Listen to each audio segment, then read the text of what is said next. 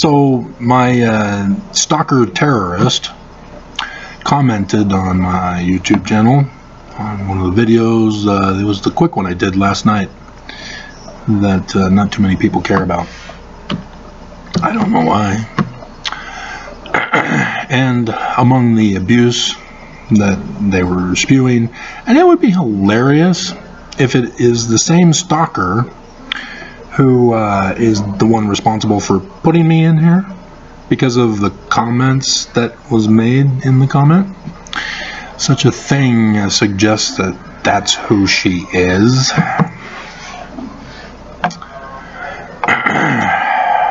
She just will not leave me alone. She's destroyed my life with her lies, put me here, and then continues to victim blame me. Wow. You should talk to your legal counsel. He will let you know that you need to be scared for your life right now, just like the two people that came into your apartment that one day when you violated.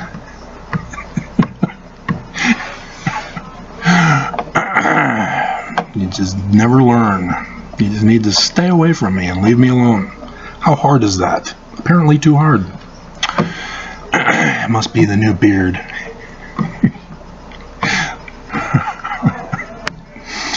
But they made the comment that represents the different paradigm that I've been going over with you guys. This time it was from the Articles of Faith, number 10. We believe in the literal gathering of Israel and in the restoration of the 10 tribes. That Zion, the New Jerusalem, will be built upon the American continent. That Christ will reign personally upon the earth, and the earth will be renewed and receive its paradisical glory. Now, as a Jesus Christian Mormon, Mormons see fill in the blanks. They put Jesus for Christ, and it depends on the Mormon you are. Some say Salt Lake City. This stalker terrorist says it didn't give a location, just said the United States, and so that again suggests that it's her. But yeah, Independence, Missouri is the contrary. There are Mormons who have heard that Salt Lake is the new Zion, and then there are the traditionalist Mormons who read our scriptures and go, oh, independence. And then there are those like me who are now studying the Joseph Smith papers and go, oh, it's not either. The real church is supposed to be in Illinois. But yeah, the other video I did while uploading the other video I did this morning is now finished. So let me get it off the page here, off the screen.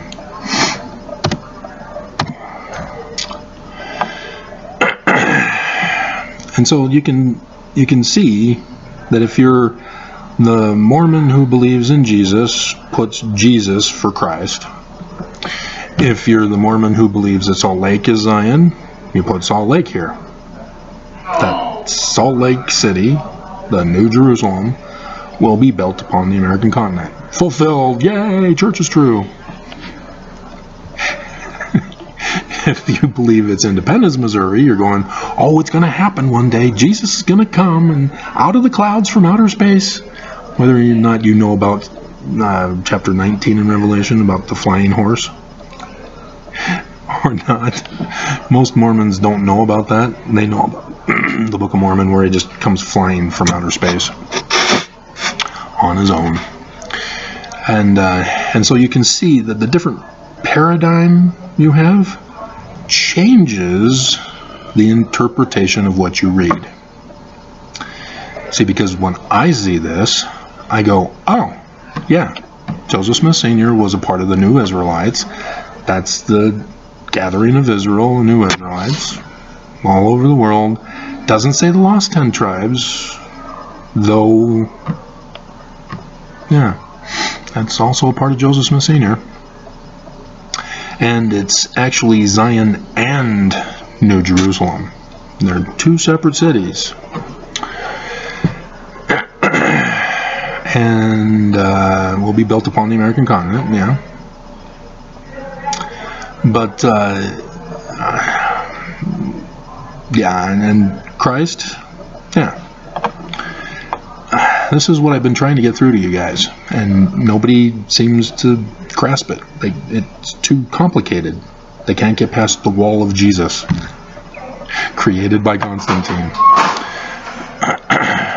But Joseph Smith history, he goes over it. Hey, you know where I was, right? Yay, they're not having dinner. Yeah, I want my And so, yeah, here we got some interruption here, briefly. But, hospital. No hospital. Nope. Joseph Smith history, the first vision is about Jesus is not our Christ.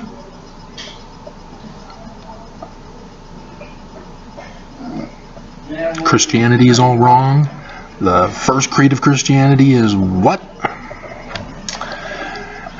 And then you go to Nephi, Joseph Smith Papers, Nephi, not Moroni, tells Joseph Smith about the prophecies of who? The true Christ. The Jewish version. That's the little chain link that I've been telling you about. Go to Acts, that takes you to Deuteronomy, and then that takes you to other places that I've shown you. Even in 2 Nephi chapter 3. It's Joseph! Wait, there's more! Joseph is the founding Christ of Mormonism, and there will be a Latter-day Christ who restores Joseph Smith's church. Joseph knew the Great and Abominable Church would take over. And let me go over again with you how Joseph Smith knew that the Great and Abominable Church would take over the Mormon Church. In section 103 of the Doctrine and Covenants, talks about Mormons polluting their inheritances. Zion must needs be redeemed by power. And here we go, verse 16. Therefore I will raise up unto my people. Who? Mormons. Is that too complicated? You're going to have a different paradigm to put different people in here? I suggest going back to English grammar. Who shall lead them like as Moses. Oh, there's the Acts Deuteronomy chain link I told you about. This is part of that chain. Led the children of Israel. For ye are the children of Israel. You see that Jewish mysticism and the new Israelites and seed of Abraham, Knights Templar, Yorkites. And ye must needs be led out of bondage. Mormons will be in bondage? But what? They're in the true church. They can't be in bondage. What's going on? Yeah. Joseph Smith knows the Great and Abominable Church will take over his church, murder him, and out of the Great and Abominable Church, a Mormon who will go, hey, this is the Great and Abominable Church, guys, let's get out of it. And they'll mock him, and they'll ridicule him, they'll seek to murder him, they'll lock him up. Yeah, because that's what Mormons do. Forgive them, Father, for they know not what they do. They know exactly what they're doing. Don't forgive them. Burn! They've paid their tithing. That's fire insurance. It's a protection racket, by the way. And so, yeah, this is the Exodus that I've been telling you about. It has to happen. Otherwise, church isn't true. We might as well join Christianity with Jesus. Oh, wait, no. The Great and Abominable Church is going to destroy itself along with Christianity and hope that they take down Joseph Smith and the Book of Mormon with them. That's their whole plot and plan, by the way. I've been trying to warn you about this. That, they don't intend to rule forever. They intend to destroy things and have things start all over again, rise from the ashes. And it's weird that they do this, but that's what they got planned. And so, yeah, I worry about people who get fanatical and upset with me and upset with anybody who challenges Jesus and Christianity, even Mormonism and Jesus, because you don't understand. You're setting yourself up for a bigger fall when this all goes down. And we're getting closer. But, yeah, we already know it's happening because we're in it. We're in the latter days. I've told you about that. So, yeah, everybody knows. And there are people trying to gaslight me. People trying to murder me. People trying to destroy me. But yeah, there's a checklist. Mormons can know this person so that they can make sure he's dead and murdered.